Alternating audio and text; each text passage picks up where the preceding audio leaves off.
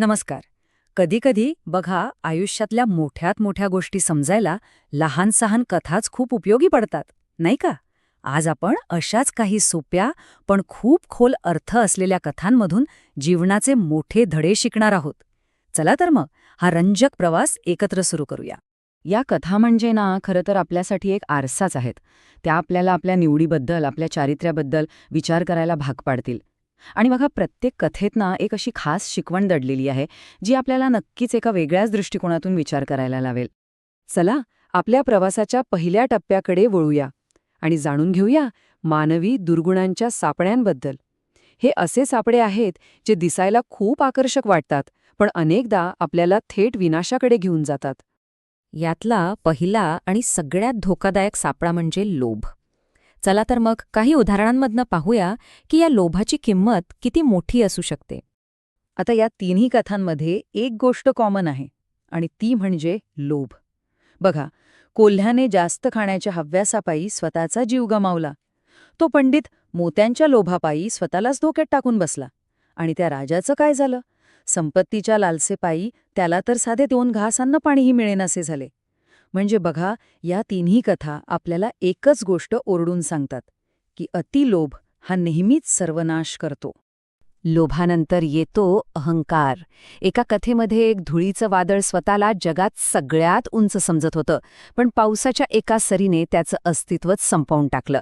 अगदी या वाक्याप्रमाणेच, जो अहंकारी होतो त्याचा नाश निश्चित आहे. अहंकाराचं अजून एक उदाहरण बघूया का? एका अजगराला आपल्या ताकदीचा इतका गर्व होता की त्याने दगडाच्या सिंहालाच आव्हान दिलं. आता सांगा बरं, परिणाम काय झाला असेल? नुकसान त्याचंच झालं. अहंकार हेच तर करतो, तो आपल्याला वास्तवापासून पूर्णपणे तोडून टाकतो. आणि ह्या भागातला शेवटचा दुर्गुण म्हणजे आळस. आळस कधीच एकटा येत नाही. तो आपल्याबरोबर मत्सर, खोटेपणा आणि निंदा यांसारख्या अनेक वाईट गोष्टी घेऊन येतो. असं म्हणायला हरकत नाही की तो जणू काही वाईट सवयींचं मूळच आहे. चला, आता दुर्गुणांच्या अंधारातून बाहेर पडूया आणि सद्गुणांच्या प्रकाशाकडे वळूया. आता आपण अशा कथा पाहणार आहोत ज्या आपल्याला चांगुलपणा, सेवा आणि सकारात्मक चारित्र्याची प्रचंड ताकद दाखवून देतील. एका शेतकऱ्याने राजाला काय सांगितलं असेल? तो म्हणाला, माझं शेत तुमच्या महालापेक्षा 100 पटीने चांगलं आहे. का बरं? कारण महाल फक्त दिसायला भव्य आहे, पण शेत तर सगळ्यांची भूक भागवतं. यातून आपल्याला काय शिकायला मिळतं? तर आपलं खरं मूल्य आपण इतरांसाठी किती उपयोगी आहोत यातच आहे. ही शिकवण आपल्याला त्या अंध व्यक्तीच्या कथेतून मिळते, ज्याला स्वर्गात जागा मिळाली. पण ती त्याच्या प्रार्थनेमुळे नाही, तर अंधारात वाटसरुणा रस्ता दाखवण्यासाठी दिवा घेऊन निस्वार्थपणे उभं राहिल्यामुळे. त्याची सेवा हीच त्याची सगळ्यात मोठी प्रार्थना ठरली. ह्या कथा आपल्याला एक महत्त्वाची गोष्ट आठवून देतात. आयुष्यात मोठे पराक्रम नाही, तर छोट्या छोट्या गोष्टीच खूप महत्त्वाच्या असतात. मुलांनी मोठ्यांचा केलेला आदर किंवा व्यापाऱ्याचं गोड बोलणं, ह्याच लहान लहान गोष्टींमधून सुंदर जीवन आणि मजबूत नात्यांचा पाया रचला जातो. आता आपल्या प्रवासाचा तिसरा टप्पा सुरू होतोय, ज्ञानाचा खरा मार्ग. कारण बघा, चांगुलपणाला जर शहाणपणाची जोड मिळाली तरच तो खऱ्या अर्थाने प्रभावी ठरतो. चला, याबद्दलच्या कथा पाहूया. हा प्रश्न सम्राट अकबराने आपल्या अख्ख्या दरबारात विचारला होता. या प्रश्नाने सगळेच दरबारी विचारात पडले. पण बिरबलाकडे याचं एक अगदी साधं पण खूप महत्त्वाचं उत्तर होतं. आणि बिरबलाचं उत्तर अगदी सोपं पण खूप खोल होतं. बिरबल म्हणाला, आपली चादर जेवढी आहे तेवढ्याच पाय पसरावेत. म्हणजे काय? तर अर्थ अगदी सरळ आहे. सतत फक्त इन्कम वाढवण्यावर फोकस करण्यापेक्षा आपल्या गरजा कमी ठेवल्या, आपल्या मिळकतीत समाधान मानलं, तर तेच खरं शहाणपण आहे. ही 2 मूर्ख मित्रांची कथा आपल्याला एक फार महत्त्वाचा धडा शिकवते. प्रत्येक गोष्ट जी इतरांसाठी चांगली आहे ती आपल्यासाठीही चांगली असेलच असं नाही. दुसऱ्यांची आंधळी कॉपी करण्यापेक्षा स्वतःच्या बुद्धीचा वापर करणं खूप महत्त्वाचं आहे.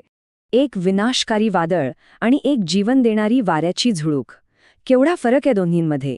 ही कथा आपल्याला शिकवते की खरी ताकद विनाश करण्यात नाही, तर ती सौम्य, रचनात्मक आणि सगळ्यांच्या फायद्याची असण्यात आहे. आणि आता आपण शेवटच्या आणि सगळ्यात महत्त्वाच्या टप्प्यावर आलो आहोत, स्वतःमध्ये सुधारणा करण्याचा प्रवास, यामध्ये आपण आत्मनिर्भरता आणि आपल्या कृतीतून शिकवण्याच्या शक्तीबद्दल बोलणार आहोत. एका आईची ही कथा खरंच खूप काही सांगून जाते. ती आपल्या मुलाला चोरी केल्याबद्दल ओरडत होती, पण मुलाने काय सांगितलं? तो म्हणाला की तो तिच्याकडूनच रोज दूध चोरताना पाहून हे सगळं शिकला. हे आपल्याला एक मोठी शिकवण देतं की आपले शब्द नाही तर आपली कृती जास्त बोलते. गरुडाच्या पिल्लांना स्वतःचं उडायला शिकावं लागतं आणि त्या सशालाही स्वतःचा जीव वाचवण्यासाठी स्वतःच पळावं लागतं. या कथा एकच गोष्ट सांगतात की इतरांवर अवलंबून राहण्यात धोका आहे. खरी वाढ तर स्वतःची ताकद ओळखण्यात आणि ती वाढवण्यातच आहे. आणि शेवटी ईश्वरचंद्र विद्यासागर यांची ही खरी गोष्ट आहे का? गरिबी, अनेक अडथळे, पण काहीही त्यांना थांबवू शकलं नाही. त्यांची कथा हेच सिद्ध करते की कठोर परिश्रम आणि प्रचंड इच्छाशक्तीच्या जोरावर कोणतीही व्यक्ती अशक्य ते शक्य करून दाखवू शकते. चला तर मग या सगळ्या कथांमधून जी शिकवण मिळाली आहे तिला एकत्र करूया आणि एका अंतिम आणि शक्तिशाली संदेशापर्यंत पोचूया. तर मग या सगळ्या कथांमधनं आपण काय शिकलो? आपण पाहिलं की निस्वार्थ सेवा, विवेक, विनम्रता, आत्मनिर्भरता आणि कठोर परिश्रम हे फक्त शब्द नाहीत, तर एका आदर्श जीवनाचे 5 मजबूत आधारस्तंभ आहेत. ह्या सगळ्या कथांचा अंतिम संदेश हाच आहे. आयुष्यात येणाऱ्या आव्हानांना घाबरून पळून जाण्याऐवजी जर आपण आपली मूल्य आणि आपलं ज्ञान घट्ट धरून ठेवलं तर कुठलंही वादळ आपल्याला हरवू शकत नाही.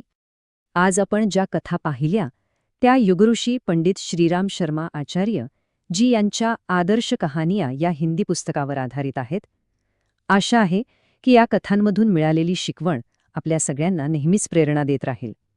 ज्ञानाच्या या प्रवासात सामील झाल्याबद्दल खूप खूप धन्यवाद.